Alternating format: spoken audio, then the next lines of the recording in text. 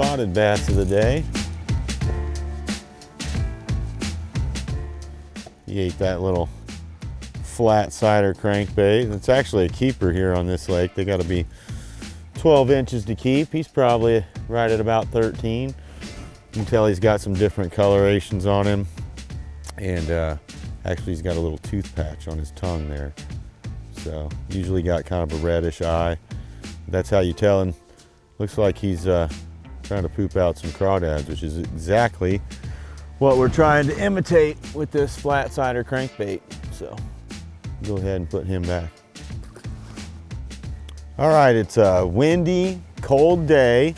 So we're trying to use the wind to our advantage, cover some water, and we're throwing just this little flat side crankbait. It just represents or resembles a crawfish rather. We're keying in on points, secondary points, kind of gravelly mixed rock banks that are getting a little bit of wind on them. Usually use a flat-sided crankbait, you know, early and late in the year, usually when the water temp is anywhere from low 40s to upper 60s, you know, so whenever you're struggling for a few bites, these flat-sided crankbaits can definitely produce a few for you. We've got a lot of that 6, 8, 12 foot of water kind of close to the shoreline on a lot of these lakes, and it just does a really good job of getting in that strike zone so you can cover some water.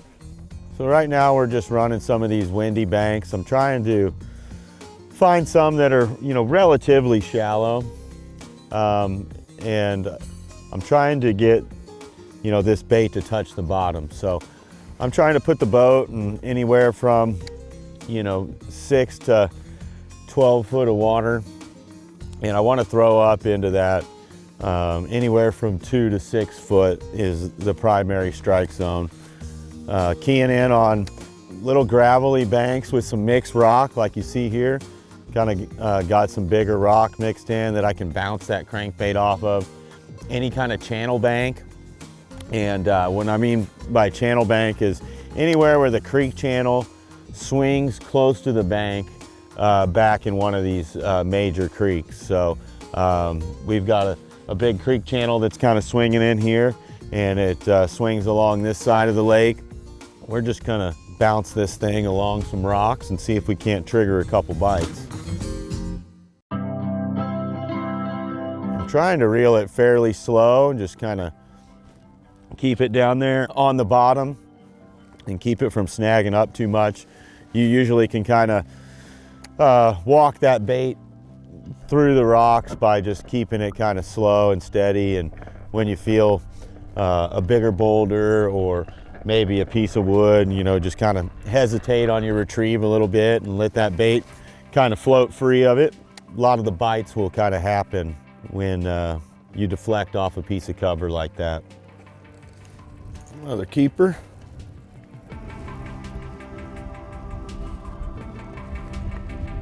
There we go.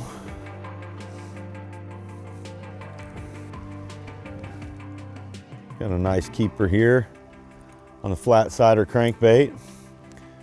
And we're just gonna keep plugging along, rooting that thing around on the bottom down these rocky banks, kind of 45-degree banks, creek channels, and anywhere that wind's blowing, and see if we can't get a few more bites.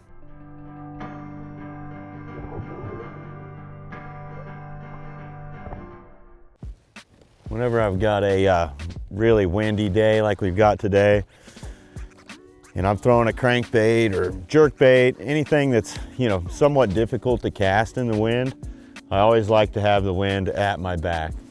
You know, you don't have to lay on the trolling motor quite as much.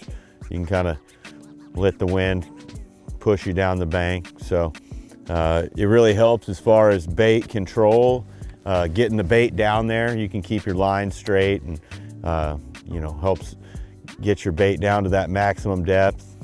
In this case, I got my boat in about, you know, 6.5 to 8 foot of water, and I'm casting straight down that bank, trying to, you know, keep that bait in the strike zone where I think those fish are at, which is basically just on that first drop off the bank here in that 4 to 6 foot. So I'm trying to kind of parallel that little drop right there and bring that bait right along the edge of it and get it on the bottom and trigger one of these fish into biting.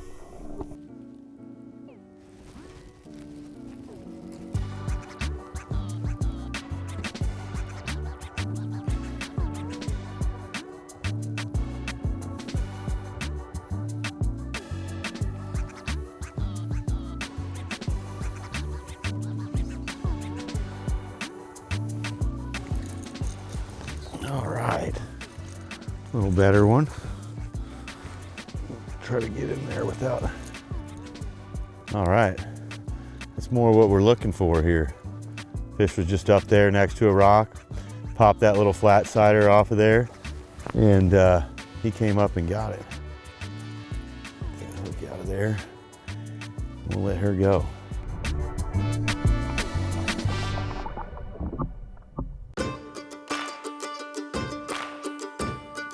There's a little drop underwater right here. I can see some fish on my Garmin. It's just a subtle drop where it goes from this real flat pea gravel to some bigger rock right under the bank. And usually those are the areas that tend to have some bites around them. Looks like white bass.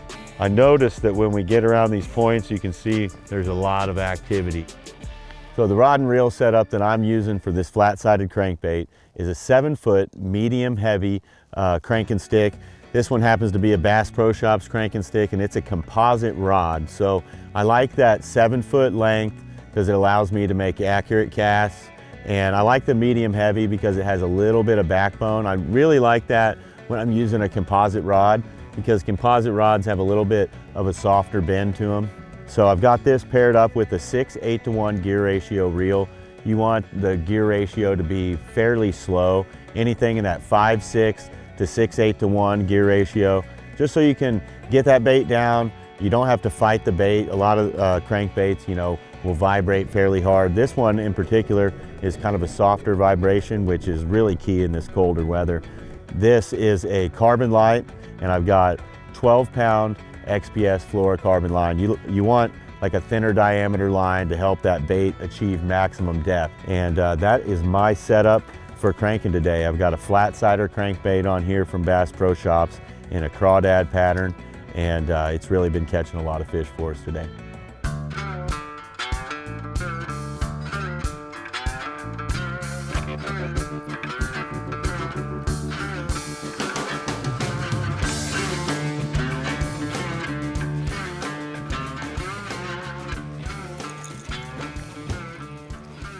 He's got that thing choked.